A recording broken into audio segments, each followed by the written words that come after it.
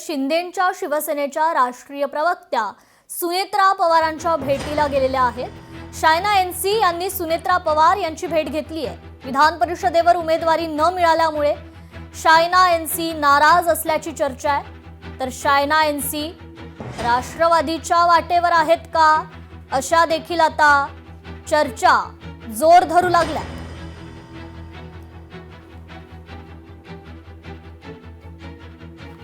अधिक अपडेट घेऊयात आपल्या प्रतिनिधी मीनाक्षी म्हात्रे यांच्याकडून। मीनाक्षी, शायना एनसी यांनी सुनेत्रा पवारांची भेट घेतली आहे, त्यामुळे शायना एनसी राष्ट्रवादीच्या वाटेवर आहेत का, असे सवाल आता उपस्थित होऊ लागलेत।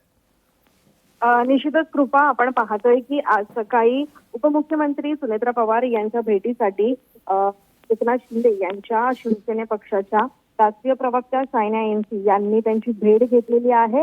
खरं तर भेटीमागचं कारण हे समजू शकलेलं नाहीये, पण एकच चर्चा आहे ती म्हणजे विधान परिषदेवरती उमेदवारी शिंदेच्या पक्षाकडून त्यांना मिळाली नव्हती आणि त्यामुळे शायना एनसी या पक्षावरती नाराज होत्या। आता शायना एनसी यांनी उपमुख्यमंत्री सुनेत्रा पवार यांची भेट घेतल्यानंतर त्या राष्ट्रवादीच्या वाटेवर आहेत का, अशी चर्चा सध्या सुरू आहे। जी निश्चितच मीनाक्षी, खरं तर शायना एनसी या नाराज असल्याची देखील एकीकडे चर्चा होती। विधान परिषदेवर उमेदवारी न मिळाल्यामुळे त्यांची नाराजी होती अशी चर्चा होती आणि अशातच त्यांनी आता सुनेत्रा पवारांची भेट घेतलेली आहे। कुठेतरी राजकीय वर्तुळात चर्चांना उधाण आलंय।